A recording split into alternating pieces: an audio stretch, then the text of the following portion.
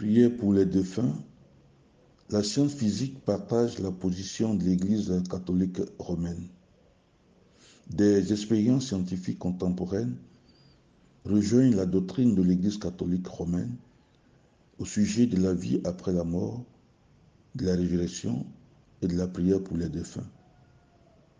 Confère le livre de Raymond Moody, philosophe, chirurgien, scientifique, qui a écrit La vie après la vie dans les années 70. Ce livre a été réédité récemment chez Robert Laffont en 2016, que vous pourrez trouver dans les rayons des librairies. Alors, au sujet de la définition de la mort et de la résurrection à la fin des temps, l'Église catholique romaine dit 1. La mort est séparation de l'âme d'avec le corps. 2. La résurrection est réunion à nouveau de l'âme et du corps à la fin des temps. 3.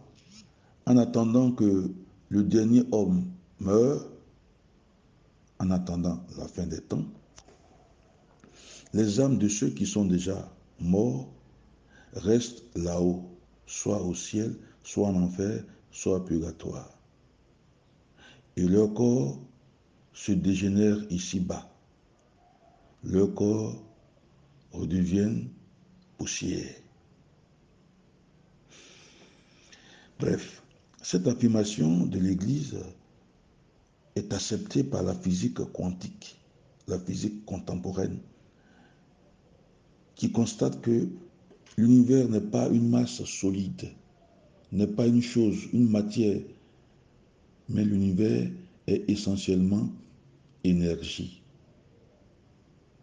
De l'énergie qui se concentre ou se déconcentre selon certaines situations ou températures. La matière est énergie. E égale mc au carré. Avons-nous appris dans nos années collège. La matière est énergie, signifie qu'il n'y a pas de frontière entre la matière et la non-matière, entre le corporel et le spirituel, entre l'âme et le corps. Il n'y a que interférence entre les deux. Il y a communion entre les deux, pour employer notre expression du credo. L'un agit sur l'autre et vice-versa. C'est étonnant de savoir que c'est en notre siècle que la science découvre cette interférence, cette communion entre l'âme et le corps. Car déjà, depuis le IVe siècle, saint Augustin en a parlé. Et surtout saint Thomas d'Aquin, au XIIIe siècle. Quand saint Thomas écrit cette phrase devenue célèbre, Anima forma corporis, c'est-à-dire l'âme est forme du corps. Plus exactement, l'âme et le corps ont la même étoffe. C'est la même chose. Et c'est sur cette base que l'Église catholique affirme dans la préface de la liturgie des défunts, préface numéro 1, et je cite, « La vie n'est pas détruite, elle est transformée. La vie n'est pas détruite, elle est transformée. » Tout le travail du grand physicien Einstein tourne autour de cette évidence. L'univers n'est qu'une concentration d'énergie qui peut se déconcentrer sans pour autant être détruite. Et on peut se référer au livre de Einstein et de Enfield, L'évolution des idées, paru chez Payot en 1963. L'Église avait tout dit avant la science physique. Le principe de la communion des saints ne repose-t-il pas sur cette unité de nature entre les morts et les vivants qui vivent, mais sous une forme tout simplement différente. En tout cas, l'âme est la forme du corps, dit le docteur Angélique. En d'autres mots, le défunt devenu âme demeure la forme spirituelle du corps redevenu poussière ou cendre, selon saint Thomas d'Aquin, les deux ayant la même étoffe.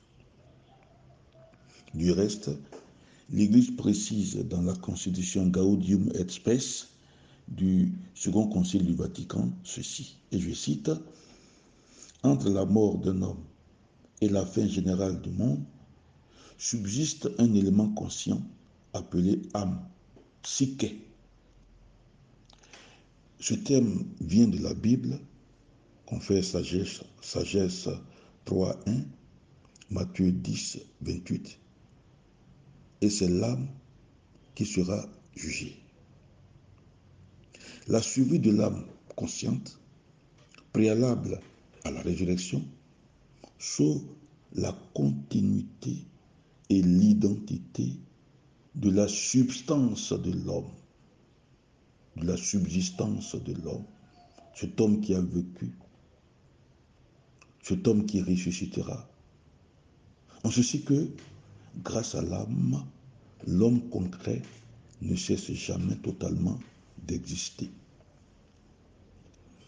Fin de citation. Bref, l'homme ne cesse jamais totalement d'exister, dit l'Église. Et la physique quantique partage cette certitude. La physique actuelle ne désigne plus le réel comme une donnée immuable, objective, déterminée. Le réel n'est plus perceptible seulement par la raison, par les yeux, mais par l'imaginaire, par le mythe, par le conte, par la légende. Ce qui est désormais vrai, ce n'est pas uniquement ce que nous pouvons toucher, voir, mais ce que nous pouvons imaginer ou penser. Et je cite un scientifique, Patrick Trousson, qui dit « Sans être devenu totalement spirituel, le réel n'est plus totalement rationnel. » Et je vous recommande ce livre de Patrick Trousson qui est intitulé « Le recours de la science au mythe ». Le recours de la science au mythe pour une nouvelle rationalité, paru chez L'Harmattan en 1995. Cette nouvelle conception scientifique, sans prétendre qu'elle peut démontrer la résurrection des morts en termes de réunion du corps et de l'âme à la fin des temps, cette nouvelle conception scientifique donc ouvre néanmoins de nouvelles rationalités et de nouvelles possibilités de comprendre la manifestation des morts, la survie de l'âme, même après la décomposition de son corps, et bien d'autres phénomènes liés aux morts.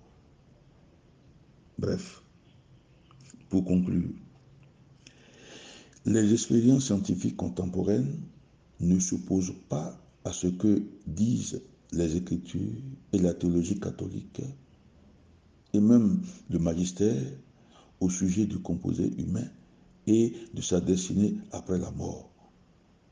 Les vivants, c'est-à-dire nous, dont le corps n'est pas encore dégénéré, pouvons avoir une influence sur les morts dont le corps physique est dégénéré, mais garde encore intact son rayonnement énergétique, qu'est l'âme, qui est soit au ciel, soit en enfer, soit au purgatoire. Donc, la foi des chrétiens en la vie après la mort et en toute la liturgie des défunts est une réalité qui relève tout simplement du bon sens, de la nature. Et rien n'est détruit avec la mort. Les morts vivent, mais autrement. Entre eux et nous, il y a une interaction. Et ce que nous serons ne paraît pas encore clairement, dit l'apôtre Paul. Bref, Sacré-Cœur de Jésus, premier défunt ressuscité, aie pitié des fidèles défunts et des âmes du purgatoire. Dieu bénisse ta journée, Père Rabbi.